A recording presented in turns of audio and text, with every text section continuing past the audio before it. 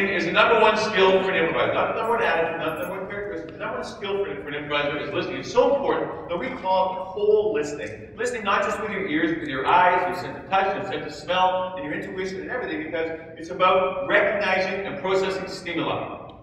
You need to recognize and process as much stimuli as possible in this moment so that you may make the best decision for this moment at this moment. So it's about taking advantage of your ability to listen. Now, there's a big difference between hearing and listening. Hearing is just a physiological act of receiving sound waves with your ears, while listening requires you to be much more connected to the process. Now, I've been teaching improv for 26 years to actors, 10 years on the corporate side, 26 years to actors, and I've taught thousands and thousands and thousands of actors and non-actors alike. And I'm here to tell you that in 26 years of teaching improv, and this is going to come as no surprise to probably 70% of you, women are better listeners than men. Now, some of you are going, yes, that's obvious to us, and this young over here has already proven it. But the truth of the matter is in why that happens. And the interesting thing is that men and salespeople of all genders tend to listen for an opportunity to hold up their end of the deal. Women will recognize that men listen with an ear to contribute to the conversation. I'll give you an example. A man and a woman will be having a cup of coffee at your company on a Monday morning, and the man will turn to the woman and say, "How was your weekend?" And the woman, thinking he's actually interested in the conversation,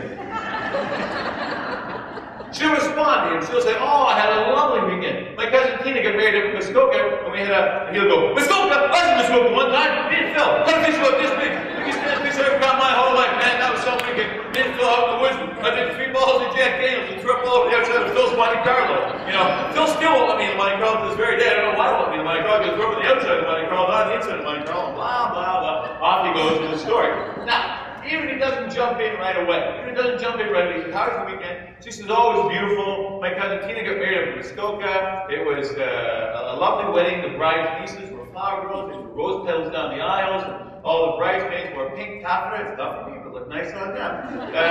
The whole time, Phil, you're the first guy to ever laugh at that joke, by the way. The whole time, she's telling the story about the pink taffeta and the bridesmaids. He's got his cup of coffee. He's going to stare right in front of her going like this.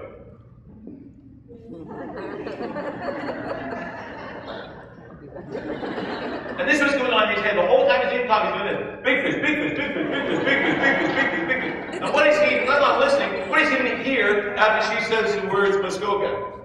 Nothing. He hears nothing. Because he's developing a story. He's going, "Oh yeah, I'm going to tell her about throwing up on the outside of Monte Carlo. Oh yeah, then I'm talking about this, then I'm talking about that. Oh, she's going to love this story. Oh, why is she still talking?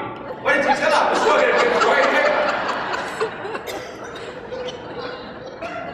Now, just to be fair, because I don't want the guys in the room to think I'm sucking up to the women, even though I am a little bit. You can't blame me, Phil, can you? Seriously. There's a downside. The women need to provide context. And the corollary story is a man and a woman, or a husband and wife, sitting watching TV one night, on the Monday night still. Say Monday night, give a couple. And they're sitting watching TV, and the woman gets up from the couch, and she goes out to the garage, and she comes back in. And the husband says, "Where'd you go?" And the woman says, "Well, last Thursday, Susan came to work with this sweater that she bought at Winners. And I thought it was really, really nice of her, but she didn't like it. She thought it was too tight around the top part. So she was going to take it back." And I said, "No, I'll take it, because you know what? Your sister needs a new sweater. Remember she was saying sweater? And the thing is just her color, so I thought I was going to give it to her. So I was going to give her a call, but I couldn't remember what color pink it was, so I went out to the car to get it and came back in."